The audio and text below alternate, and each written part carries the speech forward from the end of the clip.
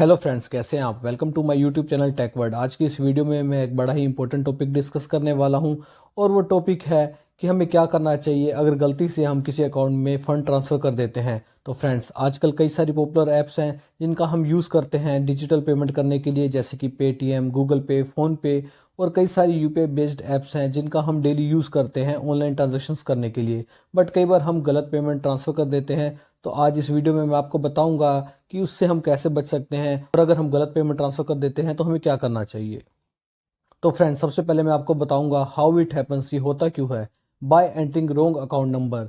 कई बार हम online payment transfer करते वक्त गलत अकाउंट नंबर सेलेक्ट कर लेते हैं या गलत अकाउंट नंबर टाइप कर देते हैं। हम एक आधा डिजिट आगे पीछे कर देते हैं जिससे हम गलत अकाउंट में पेमेंट ट्रांसफ़र कर देते हैं। Bye entering wrong mobile number, इसके लिए बहुत ही पॉपुलर मेथड है ऑनलाइन फंड ट्रांसफ़र करने के लिए। हम मोबाइल नंबर को सिलेक्ट करते हैं और जो अकाउंट उस मोबाइल नंबर से लिंक होता है उसमें फ़ंड्स ट्रांसफ़र हो जाते हैं। बट कई बार हम पेमेंट करते वक्त गलत मोबाइल नंबर सेलेक्ट कर लेते हैं या गलत मोबाइल नंबर टाइप कर देते हैं जिससे पेमेंट गलत अकाउंट नंबर में ट्रांसफ़र कर देते हैं।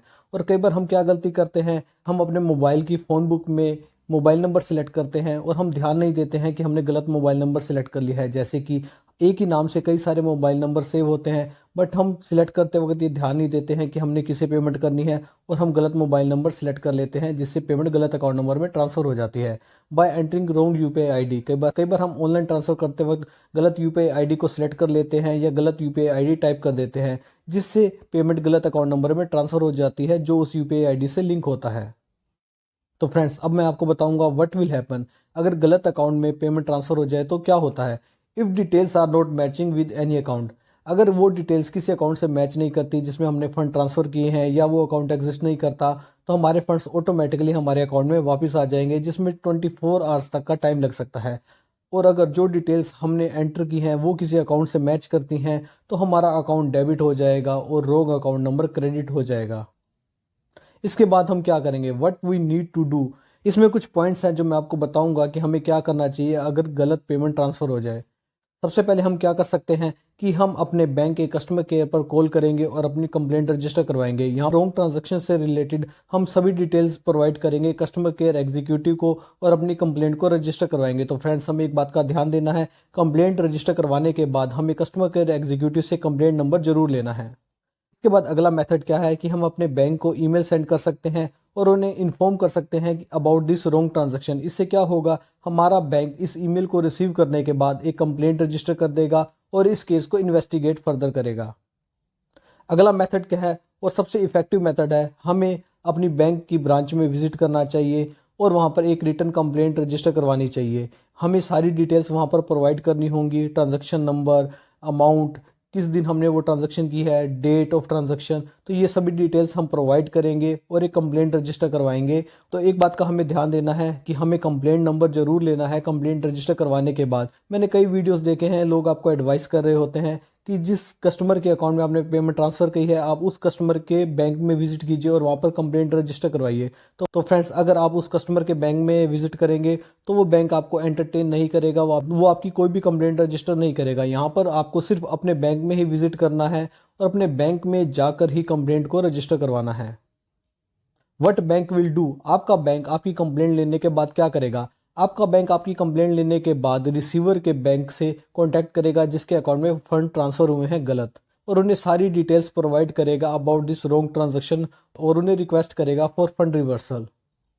What receiver bank will do, receiver का बैंक जिसके अकाउंट में गलत पेमेंट ट्रांसफर हो गई है वो क्या करेगा, आपकी कंप्लेंट मिलने के बाद वो रिसीवर से कांटेक्ट करेगा और सारी डिटेल्स प्रोवाइड करेगा और कस्टमर को रिक्वेस्ट करेगा कि वो उन्हें अथॉरिटी दे कि वो कस्टमर का अकाउंट डेबिट करके फंड को रिवर्स कर सके। बट फ्रेंड्स, हमें एक बात का यहाँ पर ध्यान देना है कि ये इतना आसान नहीं है।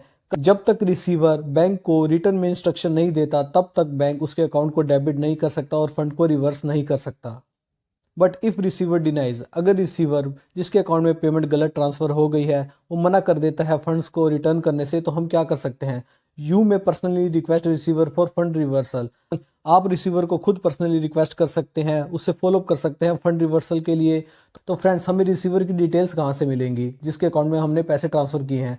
तो अगर आपने मोबाइल के थ्रू पेमेंट ट्रांसफ़र की है तो आपके पास उसका मोबाइल नंबर है। आप उसे कॉन्टैक्ट कर सकते हैं। बट रिसीवर का बैंक शायद ही आपको रिसीवर की कोई इन्फॉर्मेशन प्रोवाइड करेगा, क्योंकि ये कॉन्फिडेंशियल इन्फॉर्मेशन होती है। तो आपको डिटेल्स कहाँ से मिलेगी? आपको अपने बैंक में कॉन्टैक्ट करना है और उनसे डिटेल्स मांगनी है, तो आपका बैंक आपको डिटेल्स प्रोवाइड करेगा जिसके अकाउंट में आपने गलत पेमेंट ट्रांसफर की है। लेकिन अगर फिर भी रिसीवर पेमेंट रिटर्न करने से मना कर देता है, तो अगला ऑप्शन हमारे पास क्या है? तो अगला ऑप्शन हमारे पास ये है कि हम रिसीवर के अगेंस्ट लीगल एक्शन ले सकते हैं और उसे एक नोटिस भेज सकते हैं फंड रिवर्सल के लिए। तो फ्रेंड्स, लीगल एक्शन में काफ़ी टाइम लग जाता है फंड रिवर्सल लेने के लिए, बट यही हमारे पास एक लास्ट ऑप्शन रह जाता है अगर रिसीवर मना कर देता है पेमेंट को रिटर्न करने के लिए।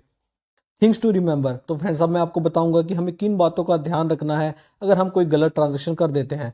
Do not delay. अगर कोई गलत ट्रांजैक्शन हो जाती है तो हमें बिल्कुल भी डिले नहीं करना है, हमें अपने बैंक को तुरंत इन्फॉर्म करना है अबाउट दिस रॉन्ग ट्रांजैक्शन। चाहे हम कस्टमर केयर पर कॉल करें, चाहे हम मेल करें, या हम बैंक में विजिट करें। Ask for complaint number. हम जिस मेथड के थ्रू भी अपनी कंप्लेंट रजिस्टर कराएंगे तो हमें कंप्लेंट नंबर जरूर लेना है, क्योंकि वो कंप्लेंट नंबर बहुत ही इंपॉर्टेंट है। जो भी फ्यूचर में कम्युनिकेशन होगी उस कंप्लेंट के रिगार्डिंग, तो वहां पर कंप्लेंट नंबर हमारे पास होना बहुत जरूरी है। Keep record of transaction details. हमारे पास जो भी गलत ट्रांजैक्शन हुई है उसकी सारी डिटेल्स होनी चाहिए, जैसे कि ट्रांजैक्शन नंबर। अगर हमने यूपीआई के थ्रू पेमेंट ट्रांसफर की है तो हमारे पास यूपीआई रेफरेंस नंबर होना चाहिए। हमारे पास अगर हो सके तो स्क्रीनशॉट होना चाहिए रॉन्ग ट्रांजैक्शन का। हमारे पास सारी डिटेल्स होनी चाहिए, हमें अपने रिकॉर्ड में उन सब डिटेल्स को रखना है। की प्रॉपर फॉलोअप। अपनी कंप्लेंट रजिस्टर करवाने के बाद हमें बैंक से प्रॉपर फॉलोअप रखना है।